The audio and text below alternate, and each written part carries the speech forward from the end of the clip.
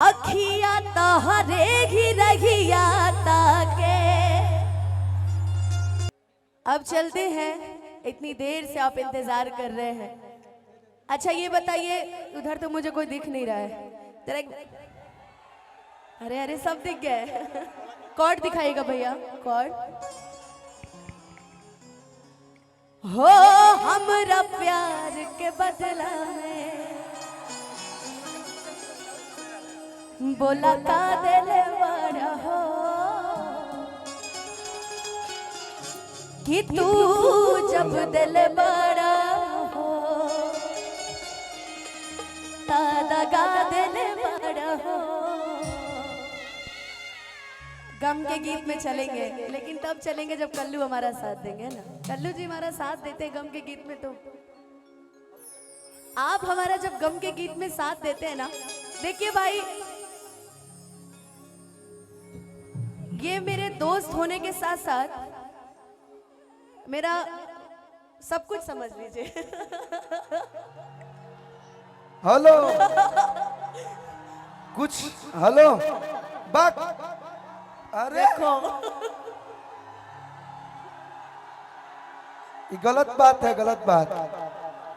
सब कुछ मतलब होला, दोस्त मतलब सब होला। नहीं नहीं, आप ऐसा हम कुछ गलत नहीं बोल रहे हैं, क्योंकि जब भी हम इनके गाने मंच पे गाते हैं ना, तो वो जाहिर सी बात है वो वायरल हो ही जाता है। जैसे पहले मैंने गाया था कि जातू बानी राजा अब तो हम नहीं हार, तू संहारा अपन घर। असुनी घर के गाथा हमर माथा जाला जर, बात लगेला जहर। लेकिन उसके बाद जो गाना सबसे ज्यादा लोगों ने सुना, इधर आओ जी। आखिया तहरे रहिया ताके।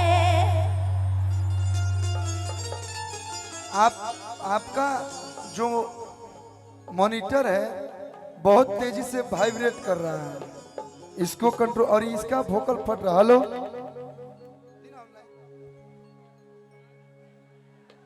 Hello hello hello hello hello चलिए। गैलू कैसान रोग धरा के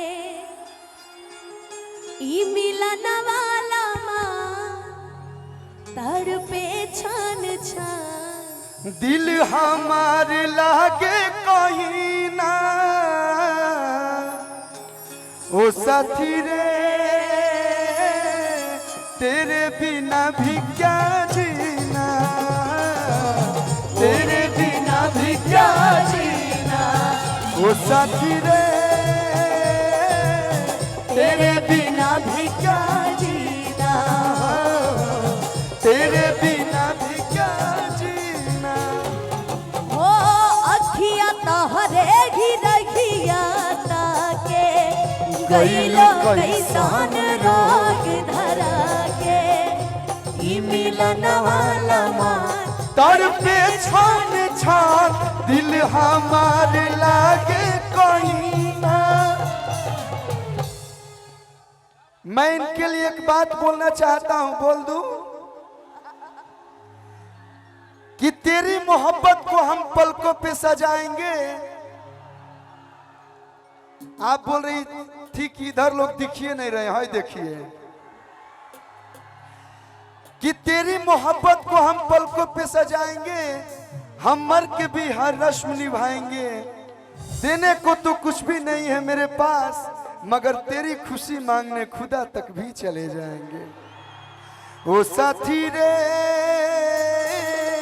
तेरे बिना भी क्या जीना, तेरे बिना भी क्या जीना ओ साथी रे,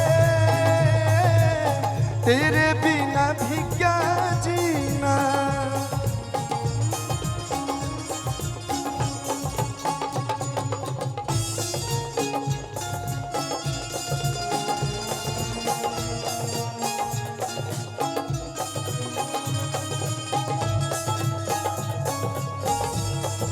वाह,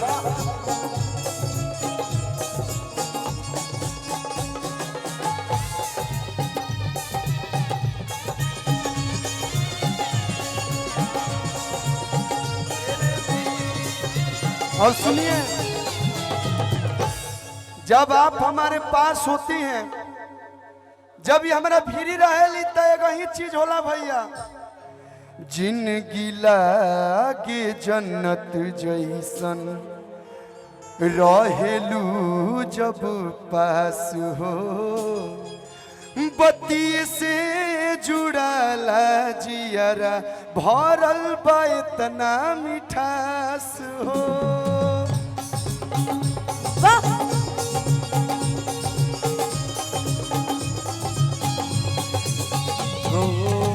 जिंदगी लागे जन्नत जैसन रहेलू जब पास हो, बत्ती से जुड़ाला जियरा भरल बा इतना मिठास हो गइल का कसूर कहीं इतना गरूर, बस इतने बता दो हसीना। हो गइल का कसूर काहे इतना गरूर, बस इतने बता दो हसीना। और जौनपुर का एक एक लड़का आपके लिए गा रहा है, ओ अनुपमा रे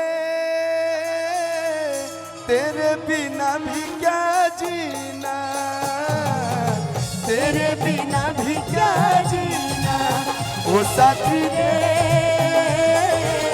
तेरे बिना भी क्या जीना, तेरे बिना भी क्या जीना। जागी जागी रहती थी, सोई सोई रहती थी, करती थी प्यार की बातें, कभी तन्हाई में कभी रुसवाई में होती थी रोज मुलाकातें। कितने तेरे करीब था, मैं तो तेरा नसीब था, तूने ही जीवन में लाया था मेरे सवेरा। क्या तुम्हें याद है? हाँ मुझे याद है। क्या तुम्हें याद? ओ साथी रे तेरे बिना भी क्या जीना, ओ तेरे बिना भी क्या जीना।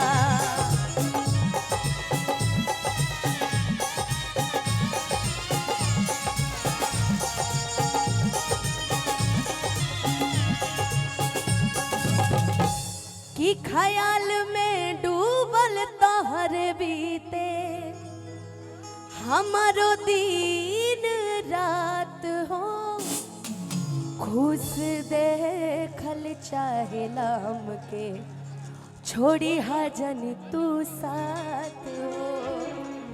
कुछ रिश्ते दिखावे के लिए होते हैं और कुछ रिश्ते दिल से होते हैं।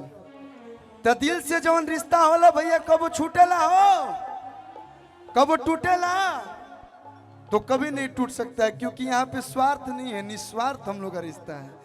ओ साथी रे तेरे बिना भी क्या जीना, तेरे बिना भी। आप सोच के आई थी क्या कि आते आते पहले कहीं डोज दे देना है? नहीं, मुझे इसकी एक लाइन बहुत पसंद है जी। कि नरा नारा नाना नरा नारा नाना दिल कोलू के लागे कहीं ना। आपके बगैर दिल कहाँ लगता है? जब सुन लेता हूँ कि आप आ रही हैं तो ऐसा लागेला कि बस जैसे तू आई तू तारा के देखती दिल जुड़ा जाए। क्या भैया? दिल कोलू के लागे कहीं ना, ओ साथी रे तेरे बिना भी क्या जीना, ओ तेरे बिना भी क्या जीना। ओ साथी रे तेरे बिना भी क्या जीना, ओ तेरे बिना भी क्या जीना। अच्छा लागल होगे तो तनी मनी ताली बजा के आप लोग आशीर्वाद दे देना।